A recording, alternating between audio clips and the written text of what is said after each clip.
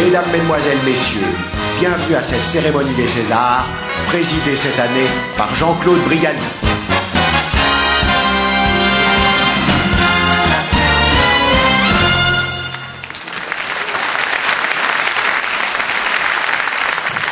Bonsoir mes merveilleux amis et bienvenue à cette merveilleuse cérémonie des Césars sous l'égide de l'Académie des Arts et Techniques du cinéma français, pardon. J'accueille sans plus attendre la merveilleuse, la toujours aussi jeune, ma marraine dans le métier, c'est vous dire si elle me doit tout, la merveilleuse Jeanne Moreau.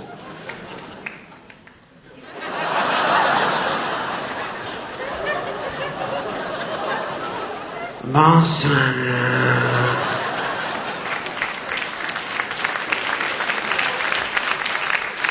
Bonsoir, Jean-Claude. Bonsoir, le cinéma. Et au revoir, Jean-Marie Messier. Merveilleuse Jeanne, avant de te remettre le César d'honneur pour l'ensemble de ta merveilleuse carrière, tu sais que j'ai vu tous tes films, Le Corneau, La Grande Vadrouille, Mon curé chez les nudistes, Les Charlots font l'Espagne, tu étais merveilleuse. E.T., où il y a 20 ans, tu étais merveilleuse dans le rôle de l'extraterrestre, sans maquillage.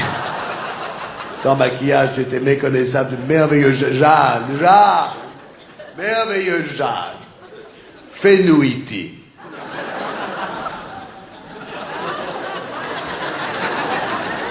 Maison. Oui, bravo Jeanne.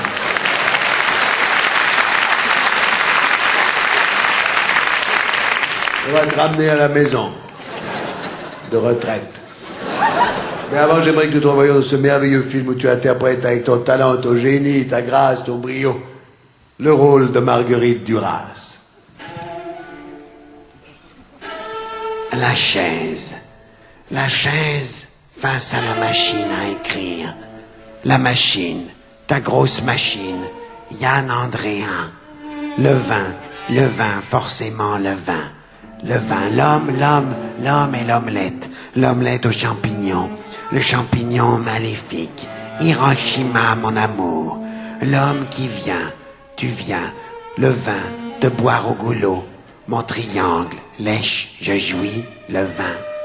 Tu viens, Coco, et le coco vin. Merveilleuse Jeanne.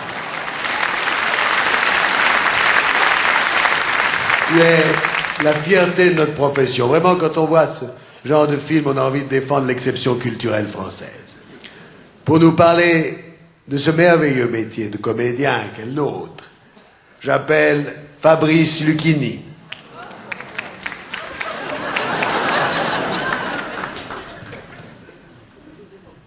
Louis Jouvet disait: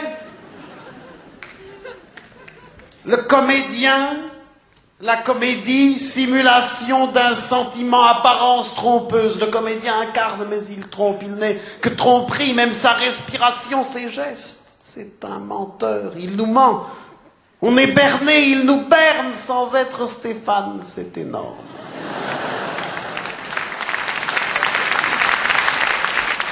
Le cinéma, c'est la lanterne magique. Le comédien nous fait prendre des vessies pour des lanternes magiques.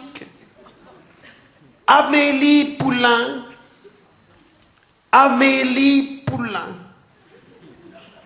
Souvenez-vous l'histoire de l'andouille de Montmartre avec sa coupe au bol, son air niaiseux et sa petite cuillère. Commence à nous beurrer l'arrêt aussi, celle-là. Audrey Tautou, l'Arlette Laguillé du cinéma néo-crétino-branchouillard, déclare dans ce chef-d'œuvre qui restera dans les annales du cinéma d'auteur post-Bernard-Henri Lévy. Audrey Poulain, Tautou Poulain, on ne sait plus, c'est une icône, c'est une espèce d'icône d'ailleurs.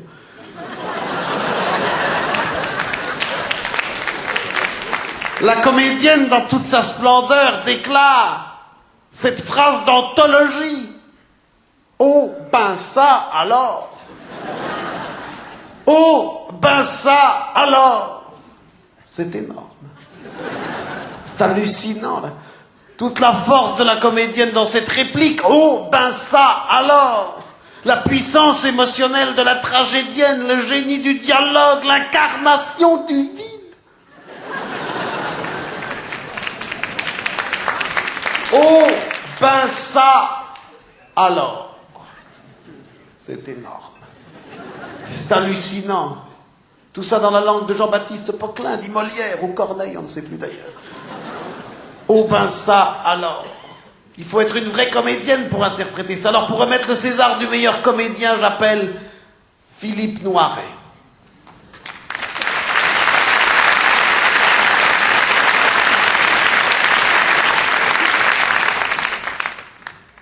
Les 3 nominations sont...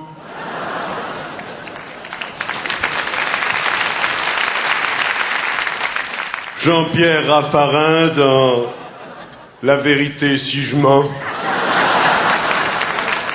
3. Bertrand Delanoë dans Ma femme s'appelle Maurice.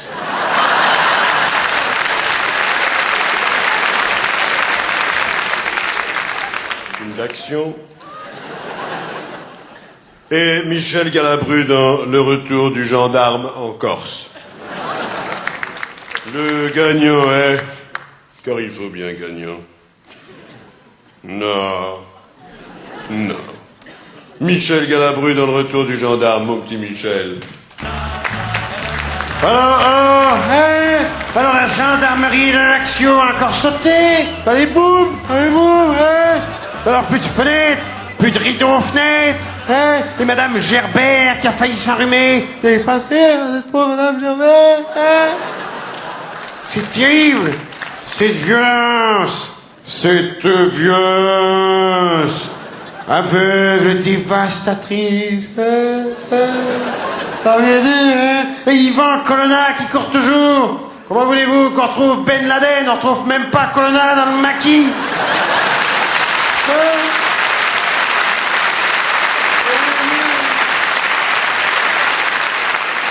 Alors je comprends pas. Faudra qu'on m'explique. On dit les Corses feignants, pourtant qu'est-ce qu'ils abattent?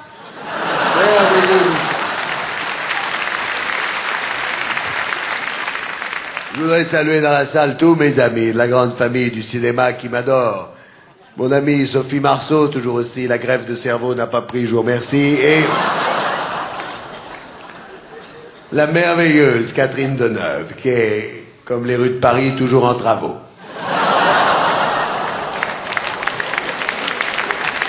Lui, les années passent, ne change pas, il est toujours aussi jeune, toujours aussi beau, toujours aussi merveilleux. Celui qui a été la tulipe noire, le samouraï, Monsieur Klein, la veuve Coudert, Alain Delon.